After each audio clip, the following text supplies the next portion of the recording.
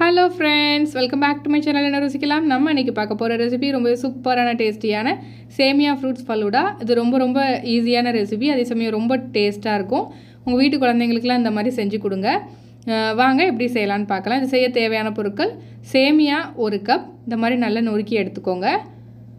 அப்புறம் ஃப்ரூட்ஸ் உங்கள் இஷ்டம் தான், என்னென்ன ஃப்ரூட்ஸ் இருக்கோ அதை எடுத்துக்கலாம். இன்றைக்கி நான் மாதுளம் பழமும் திராட்சை பழமும் எடுத்திருக்கேன்.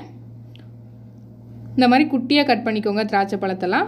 அப்புறம் நட்ஸு, நான் வந்து இன்றைக்கி முந்திரி பருப்பு எடுத்திருக்கேன். நீங்கள் பாதாம், இந்த மாதிரி வால்நட், இந்த மாதிரி எதுனாலும் எடுத்துக்கலாம். அப்புறம் டேட்ஸ் கொஞ்சம் எடுத்திருக்கேன், அதையும் நல்லா இந்த சீடெல்லாம் எடுத்துகிட்டு கொஞ்சம் கொஞ்சமாக எடுத்து வச்சுக்கோங்க. அப்புறம் சப்ஜா சீட்ஸ் 1 டேபிள் ஸ்பூன், அப்புறம் கார்ன்ஃப்ளேக்ஸ் கொஞ்சம் எடுத்திருக்கேன். அப்புறம் நெய் 2 டேபிள் ஸ்பூன்,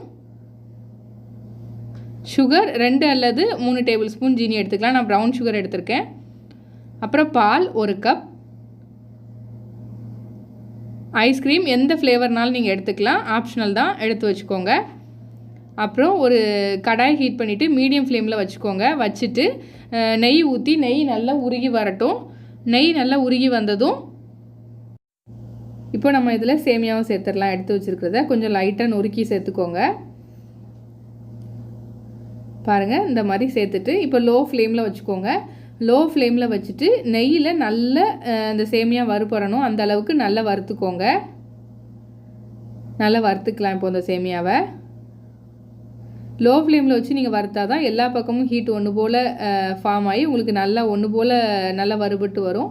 அதனால் லோ ஃப்ளேமில் வச்சு நல்லா வறுத்து எடுத்துக்கோங்க. ரொம்ப டேஸ்ட்டாக இருக்குங்க இந்த ரெசிபி. குழந்தைங்களுக்குலாம் ரொம்ப பிடிக்கும்.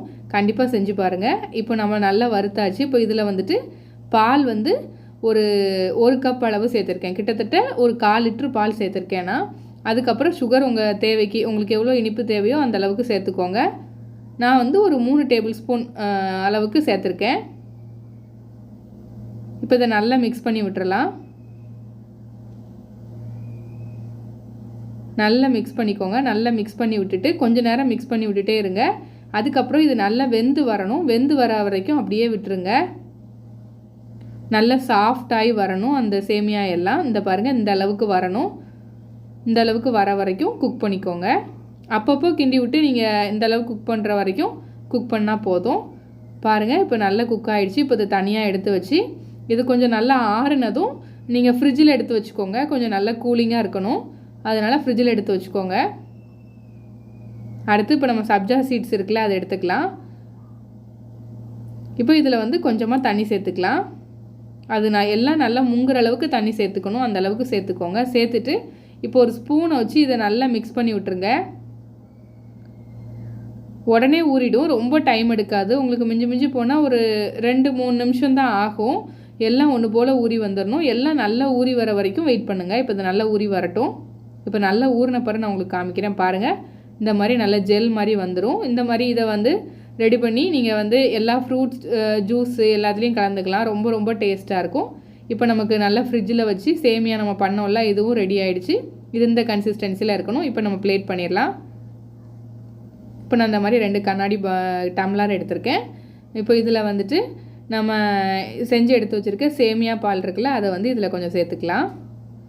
லேயர் பண்ணுறது உங்கள் இஷ்டம்தான், ஆனால் ஃப்ரூட்ஸ் இந்த இதெல்லாம் வச்சு செஞ்சிங்கன்னா ரொம்ப வித்தியாசமான ஒரு ரெசிபியாக இருக்கும். குழந்தைங்களும் நல்லா இந்த ஃப்ரூட்ஸ் எல்லாம் விரும்பி சாப்பிடுவாங்க. அதோட சேர்த்து சாப்பிடும்போது ரொம்ப டேஸ்ட்டாக இருக்கும்.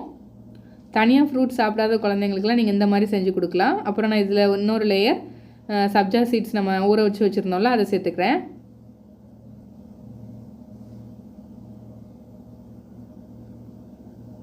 அதுக்கப்புறம் கிரேப்ஸ் சேர்த்துக்கிறேன். நீங்கள் இதில் பைனாப்பிள் இருந்துச்சுன்னா சேர்த்துக்கோங்க, அதுவும் ரொம்ப டேஸ்ட்டாக இருக்கும்.